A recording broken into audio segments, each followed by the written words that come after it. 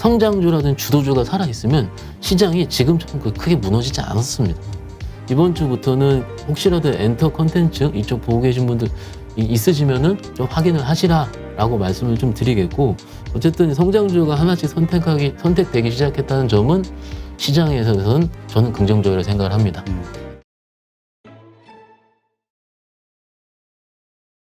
지금 콘텐츠주, 엔터주 중심으로 성장주가 하나씩 선택되기 시작했다라고 이제 지금 소제목을 잡으셨는데 이건 이 화두는 뭡니까? 일단 시장이요, 상승을 하려면은 가치주만 상승할 때 시장이 오른 적은 못 봤습니다. 저는 어찌됐든 그게 반도체가 됐던 소부장이 됐던 2차전지가 됐던 성장주 단에 있는 주식들이 소위 주도주화 돼서 올라야지 그 다음 오를 때 시장이 쭉 상승을 했거든요. 그 반대로 얘기를 해보면은 성장주라든 주도주가 살아있으면 시장이 지금처럼 크게 무너지지 않았습니다.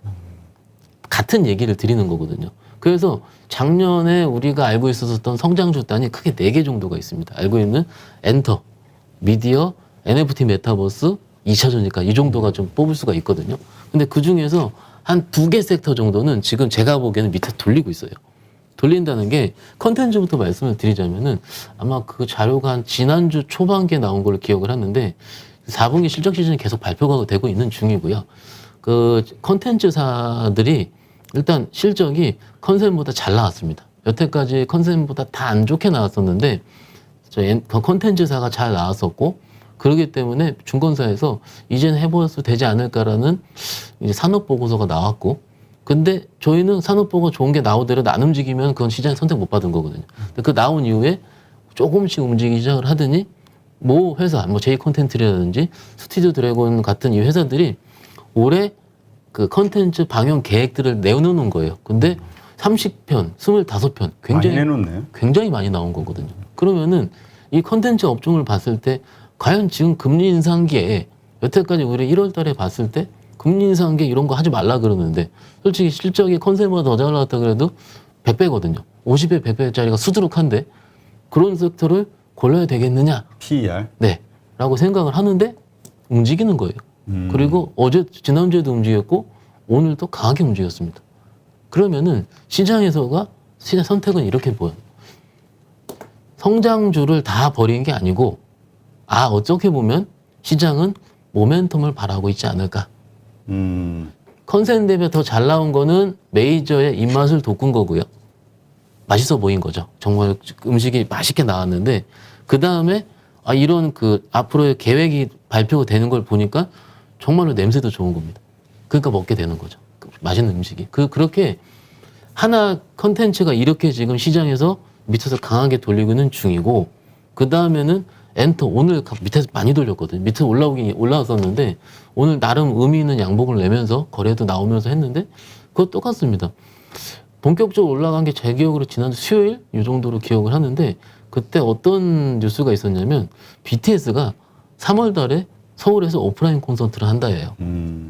그러면은 제가 이제 여러 가지 생각을 합니다. 각 섹터가 살아날 때는 여러 가지의 뭔가 복합적인 이벤트들이 종합돼서 올라가는 것보다는 그 섹터를 키우는 뭔가 알이 있으면 알을 깨트릴 수 있는 뭔가 하나의 트리거가 필요한데, 지금 성장이 희소한 이 상황 안에서 뭐가 좋을까 하다가 드디어 오프라인 콘서트 1월 달에 엔터 섹터를 다 목표가를 꺾은 증권사들의 의견은요, 그 콘서트 일정이 불분명하고 그 콘서트 일정이 픽스가 되더라도 예년 수준 거를 했을 때 실적이 비싸다, 이런 논리였거든요. 그런데 그게 첫 스타트를 한 게 BTS의 서울 잠실 운동장인 거 아마 맞을 거예요. 콘서트라는 부분이었어요. 그때부터 엔터주가 나름 강하게 돌고 있거든요.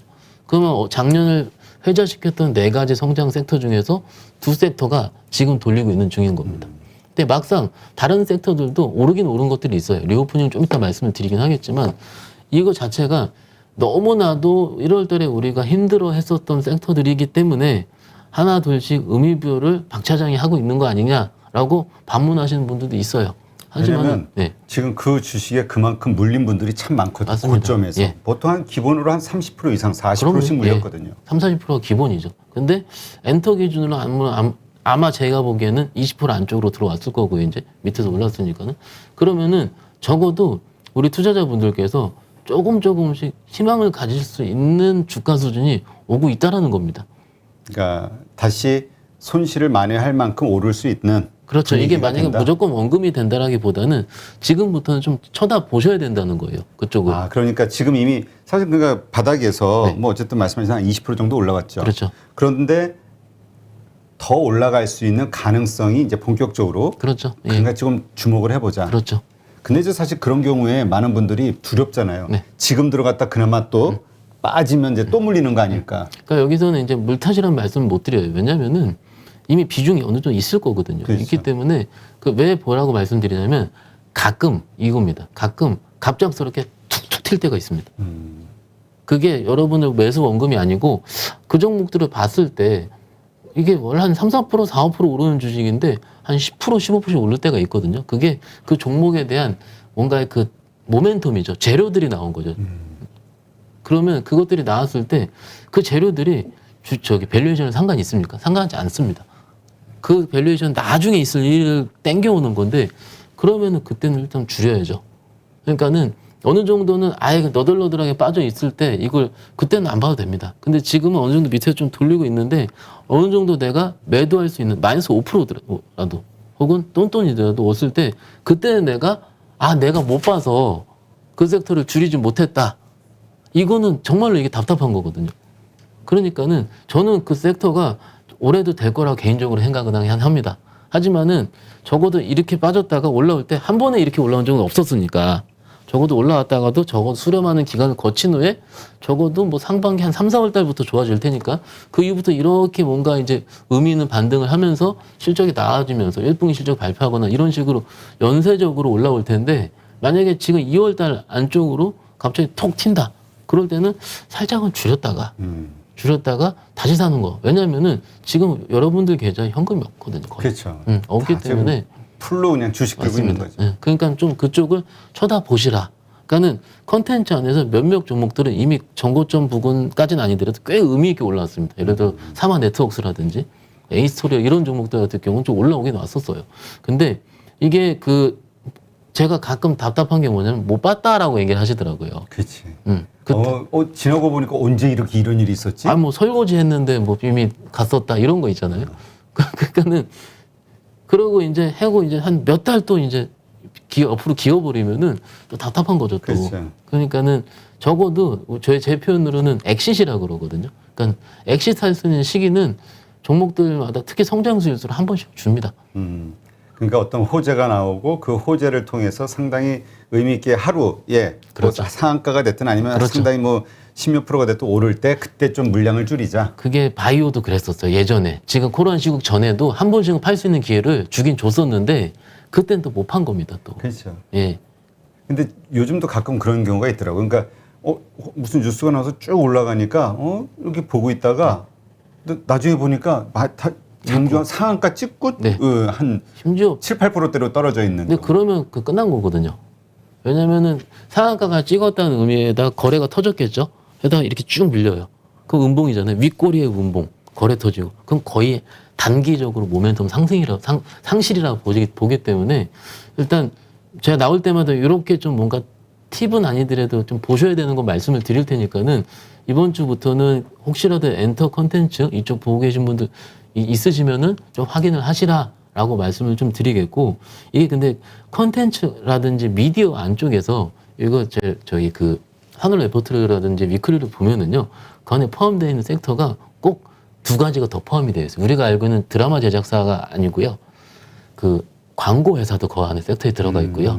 그리고 극장도 들어가 있습니다. 왜냐면 그 인기를 끌수록 거기에 이제 광고 매출이 맞습니다. 많이 나갈 맞습니다. 테니 보일 테니. 맞습니다. 그러니까는 그 섹터를 전반적으로 보기 때문에 만약에 패시브 자금이 있다고 칠게요. 그러면은 컨텐츠 종목 하나만 스튜디오 드래곤 하나만 사질 않을 겁니다. 미디어 엔터 쪽을 뭔가 본다면은 그러면은 거기에는 다른 뭔가 광고 쪽도 들어갈 수도 있고 최근에 CGV 굉장히 좋거든요. 리오프닝 때문에. 그 CGV에 들어갈 수도 있고. 그럼 CGV가 올라가고 있는데 J 콘텐트리는 메가박스 반인데 메가박스 때문에도 올라가지 않을까. 왜냐면은 보라고 말씀드린 이유는 그 각 종목마다 그 상승 모멘텀이 있습니다. 그리고 그 시대에 그 시기에 맞는 모멘텀이 또 있을 거예요. 지금은 리오프닝이 맞습니다. 그런데 그것들을 혹시 내가 물려있다고만 해서 이런 식으로 아예 안 쳐다보면 안 되는 거예요. 보통 지금 많은 분들이 심리가 어떠냐면 만사 귀찮아. 네. 그러니까 파란불이니까 잘 안 보거든. 맞습니다. 근데 그러지 말고 그럴수록 그 주식을 들고 있는 분들은 좀 신경을 쓰자. 봐야지 나중에라도 내가 시기 예측이 좀 되고요. 작년에 살 때요. 그냥 좋다고 샀다고 칠게요. 저는 그 좋다고 샀다고 좋을 때 사서 물렸다는 분들을 폄하하고 싶은 마음이 하나도 없습니다. 왜냐면은 원래 주식은 좋을 때 사는 게 맞습니다. 그래야지 같이 올라가니까는. 그런데 그 이후에 우리의 관점, 코리아 주식의 경우는 제가 제일 처음에 8.15 나왔을 때 말씀드린 것처럼 원래 조금 짜증나고 어렵다. 코리아 주식은. 그러니까 사는 것도 중요한데 정말 잘 팔아야 돼. 맞습니다. 어떻게 보면은 제가 이런 생각도 들어요. 일단 제가 여태까지 수익을 내면서 혹은 뭐 매매를 하면서 이렇게 생각을 했습니다. A라는 종목이 있고 B라는 종목, C라는 종목이 있으면 B, C가 추세를 이탈하더라도 이건 손절을 치는 한이 있더라도 A라는 주식이 살아있으면 그 끝까지 수익을 내서 그 대장주라든 혹은 주도주든 그 수익이 내야지 내가 많은 수익을 냈다 하는데 그렇지. 요 전략이 슬슬 올해는 안 맞을 수도 있지 않을까라고 생각이 드는 겁니다. 왜냐하면 전략은 바뀌는 거거든요. 근데 이 환경에 따라. 환경이 바뀌는 건데 차라리 많이 빠진 적어도 지금 시점에서는 정말로 누가 보더라도 많이 빠진 종목들이 널려 있는 겁니다. 지금. 그지. 그것도 단기간 내에 하도 급락해 맞습니다. 있어가지고. 그러면 거기 있는 것들을 몇 개를 왔다 갔다 하는 게 오히려 하나를 고집 피워서 오래 들고 있는 것보다는 낫지 않을까라는 생각이 저도 드는 거예요. 그렇지. 예. 그게 어떻게 보면 또 유혹일 수도 있잖아요. 그럼요. 잘못해도 퐁당퐁당 잘못하면. 그럼 이제 망하는 거죠. 그럼 제대로 그러니까. 망하는 거죠. 그래서 이렇게 말씀을 드립니다. 그런 전략을 내가 트라이라도 할 수 있을 거면은 현금 있어야 트라이 하는 거거든요. 그렇죠. 그러니까 손절치고 퐁당퐁당은 진짜로 필패입니다. 왜냐면 마음이 불편하거든요. 마음이 불편해요. 일예로요. 어떤 투자자분께서 지난주 금요일인가요? 목요일 금요일날 참다 여행주를 샀어요. 올라가니. 네, 샀는데 내가 사니까 왜 우크라이나가 쏘냐 이거예요. 진짜 그런 분들 많을 거예요. 왜냐하면 참았거든요. 저는 그냥 이렇게 얘기를 합니다. 참을 거면 끝까지 참으세요. 참을 거면 정말로 내가 사고 싶은 거가 싸질 때 그때 사세요. 그래서 종목을 뭐 제 고객들한테 몇 개를 말씀을 드렸죠. 근데 안 빠진다 이거에 또. 그래서 뭐가 좋냐라고 하시길래 어쨌든 지금 다 올라가는 섹터는 리오프닝이 맞습니다. 그럼 뭐 맞으니까는요. 그럼 거기서 이제 종목을 보시다가 이제 참다가 결국 양봉 3일째 사는 겁니다. 그러니까 네. 오를 만큼 오를 때 사는 거죠. 저는 리오프닝이 저는 지금도 더 갈 수 있다고 보긴 보는데 주식에 대한 그 기본적인 속성을 생각을 해볼게요, 대표님. 장이 굉장히 좋을 때요. 제가 이런 얘기를 합니다. 요거 주식 좋아요? 물어보면은 좋습니다. 봤는데 차트를 딱 봤어요. 보니까는 3일 연속 올랐어요. 그럼 저는 안 삽니다. 그치. 저는 안 삽니다. 일단 3일 연속 오른 다음에 하루 이틀 빠진 다음에 그래도 저 지지하겠다. 뭐 예를 들어서 뭐 20일선이든 5일선 지지하고 수급이 그래도 받쳐져 있네? 그럼 그래도 세구나라고 생각을 합니다. 그런데 그게 정상적인 시장일 때도 그렇게 저는 조심을 하거든요. 그죠? 그렇죠. 근데 지금은 서두에 거래대금이 코스닥이 5조 대 나왔고 뭐 러시아 우크라이나가 어떻게 될지 모르겠고 더 보수적이 돼야지. 보수적이 돼야 되는데 오르는 섹터는 지나치게 편협하게 아주 얇게 지금 보이고 있는 이 상황 속에서 그것들을 3일 연속 올랐을 때 들어갈 필요가 있을까? 그렇죠. 이게 주식에 대한 기본적인 생각인 것 같아요. 그러면은 리오프닝은 제가 지지난주인가에 왔을 때 리오프닝 반응 시선에 대해서 말씀드렸을 때 그때 말씀드린 건 그때 리오프닝이 처음 다 올른 날입니다. 금요일 날이. 그리고 월요일 날 와서 제가 리오프닝 말씀을 드렸는데 지금 그거 대비해서는 조금 그때보다는 가격대는 좀 부담이 있지 않을까.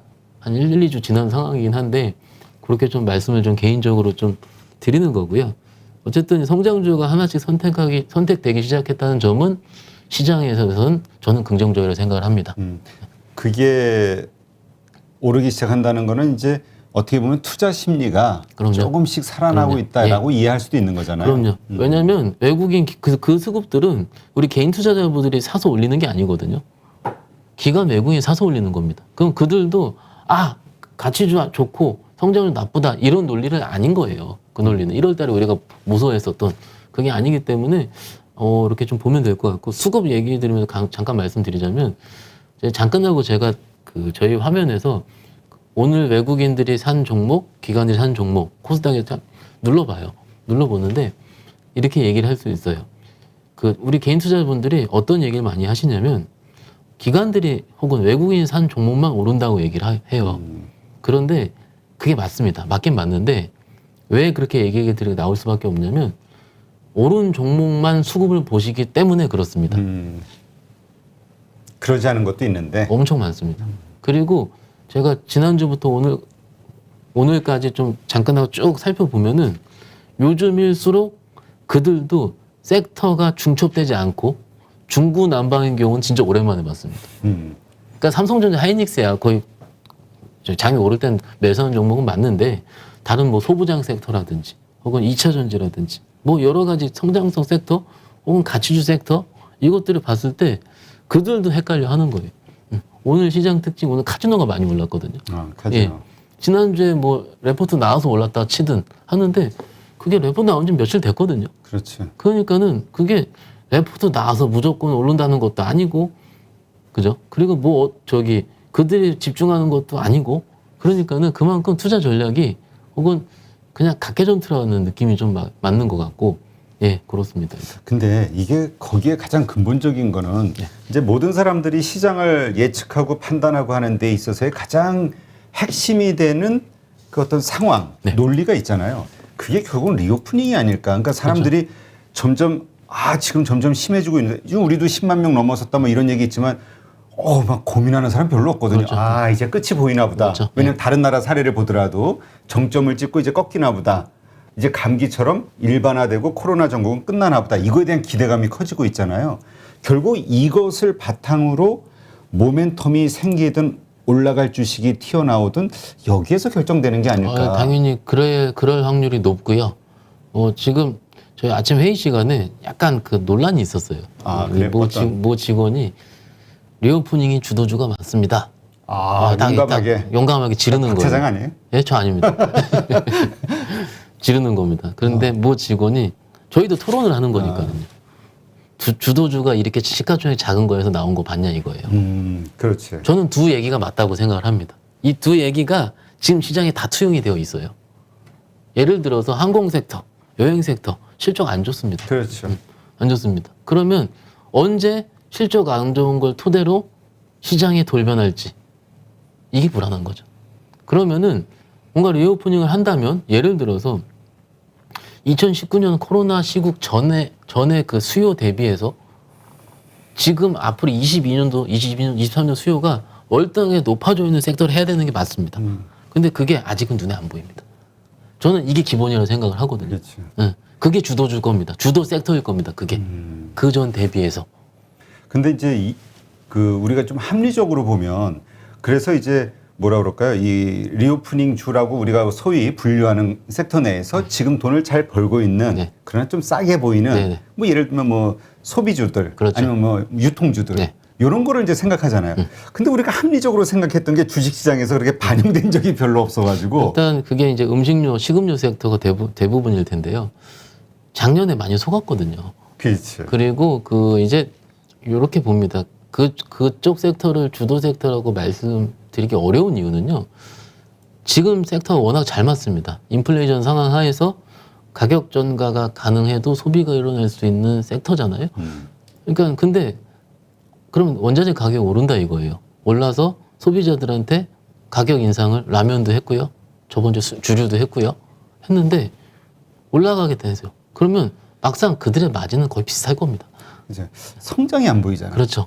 그러니까는 그게 지금 시장에서의 트렌드는 맞긴 맞지만 뭔가 주식을 크게 볼 만한, 길게 볼 만한 소위 그 뭔가의 그 성장이 조금 약해요. 그러니까 우리가 지금 생각해보면 네. 참 우스운 얘기지만 메타버스 관련주들 네네. 우리 작년에 오를 때 얘기 많이 논리가 도대체 얼마를 벌지 모르겠어. 네. 계산이 안 돼. 이게 엄청난 폭등의 이유였잖아요. 그럼요. 예. 그러니까 작년에 저는 그게 주식의 속성이 맞다고 생각을 합니다.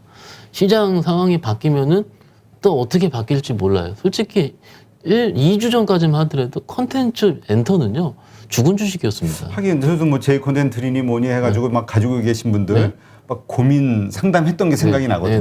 네, 네. 그러니까는 그분들 입장에서 다 안 좋아 이랬는데 이제 슬슬 보이잖아요. 주식이 그렇습니다.